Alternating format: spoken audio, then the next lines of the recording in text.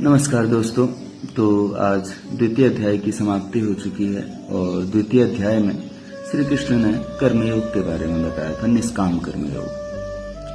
और आज से तृतीय अध्याय की शुरुआत है, जिसका पहला श्लोक इस प्रकार है। हे जनार्दन, अगर आप कर्मों की अपेक्षा ज्ञान को श्रेष्ठ मानते हैं तो फिर हे केशव, आप मुझे कर्म में क्यों लगाते हैं? आप अपने वचनों से मेरी बुद्धि को मोहित कर रहे हैं। कृपया वो एक बात कहिए जिससे मेरा कल्याण हो सके। तो यहाँ पर अर्जुन एक नया सवाल खड़ा करते हैं कि सत्य कर्म से उपलब्ध है या फिर ज्ञान से। कृष्ण ने अर्जुन से पहले सांख्य योग अर्थात ज्ञान की बात कही, कहा जो सत्य है वो पहले से ही मिला हुआ है और हमने कभी खोया ही नहीं।